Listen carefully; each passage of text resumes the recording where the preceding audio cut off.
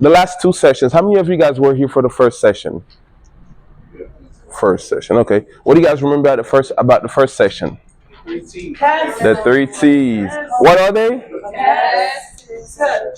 Temptation, transformation.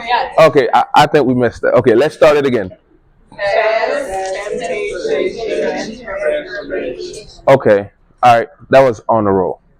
Uh, so test, temptation, and transformation. So test is pretty much what James talks about in James 1, where he says, count it all joy. So whenever you go through tests and trials, he says, count it all joy. So this should be our mindset whenever we go through trials and tribulation. Count it all joy. Temptation, when he talks about, he mentions how temptation is from our own evil desires and enticing. It brings forth sin, and sin, when it is full form, it brings forth death. So transformation is what we're about to go into. So the first few, it starts test, temptation, and transformation is pretty much the rest of the chapter, where he talks about favoritism, how we should live with one another, and also he talks about favoritism and faith, because favoritism contradict God's character. That's what we talked about last time. Uh, and also, the works that we do are a product of the faith we claim to possess. So if we say that we have faith, the work that we produce out of that faith is the product of the faith we have. And also, when we talk about transformation, the first chapter of the book of James talks about test and temptation, and the rest of it is about transformation, favoritism, faith, and stuff like that. Today, we're about to get into a whole new topic. It's it's it's about taming the tongue. It's a very important one because that's as a Christian, we should learn how to control our speech, our words, the things that we say to other people, because even that can cause great damage in somebody else's soul. So even transformation, the how fast we get transformed is dependent on how fast we submit. So we can't be transformed if we do not submit, because it is God that works in you the will. Philippians 2:13, one of my favorite verse. It is God that works in you the will and the power to accomplish His good purpose. But for Him to work in you, you have to submit to Him for Him to do the work. So the book of James, chapter 3, taming the tongue. This has been this topic is something that is very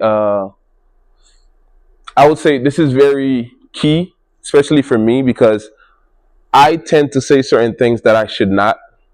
But the Bible talks about like taming the tongue, how the tongue is unruly, evil. The tongue is has a world of iniquity. With it, we can say good things, and with the same thing, we can say bad things too. So we're gonna talk about it. This one I'm gonna name it the two T's, taming the tongue. So that's because the first one was three T's, the second one is two F's, this one is two T's, so we don't get confused with the three T's. Can we say it together? Taming the tongue. Taming the tongue. So this is two T's. All right, so first verse, this is relating to what we talked about in James in the first chapter, where it says, so then, my beloved brethren, let every man be swift to hear.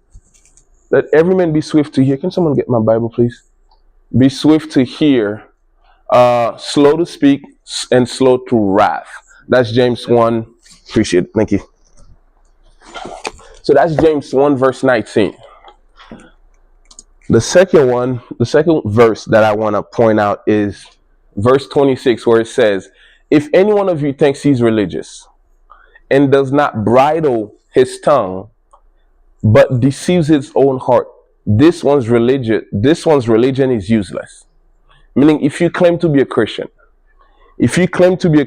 but you are not able to control your mouth, that means your Christianity is useless. Because why would someone in the world try to serve the God that hasn't changed your mouth? So your religion is useless if you're not able to bridle your tongue. So we're gonna go into the start. This is the verse that starts it all until we go to James 3. Can someone read this for me? Go ahead, Myra. Thank you. Death and life are in the power of the tongue, and those who love it will eat its fruit. Will eat its fruit. You guys know this verse, right? In another version where it says, life and death are in the power of the tongue. Those who love it will eat the fruit of it. So the death and life are in the power of the tongue. The meaning of in the power of the tongue is, it means in the hand of the tongue. Life and death are in the hand of the tongue. So if it's in the hand of the tongue, that means the tongue is a tool. That means the tongue can shift things in our life. It'll talk about it in James 3. So the tongue has the ability to shift things in your life. What you say to yourself, what you say to other people, it can either bring death or it can bring life. So, and those who love it will eat its fruit. Meaning, when it says those who love it will eat its fruit, it means you will reap the consequences of what you say. You will experience the consequences of your word. So, if there is a fruit, that means there was a seed that was planted.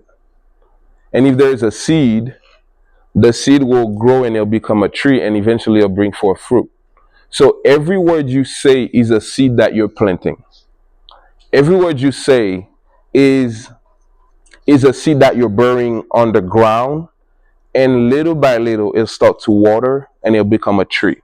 And that tree, as it gets watered, it'll produce some fruit. So even in the Old Testament, the Bible mentions how kings didn't need to fight anyone in order to make something happen. They just needed to decree something. It's just to show you how much power the word has. Ecclesiastes 8 verse 4 or 5, it says, where the word of a king is, there is power. So the king doesn't even need to go in the battle and fight. All he needs to say is go fight, or whatever he says. He decrees something, and whatever the king decrees, and that's it. And we know the ultimate decree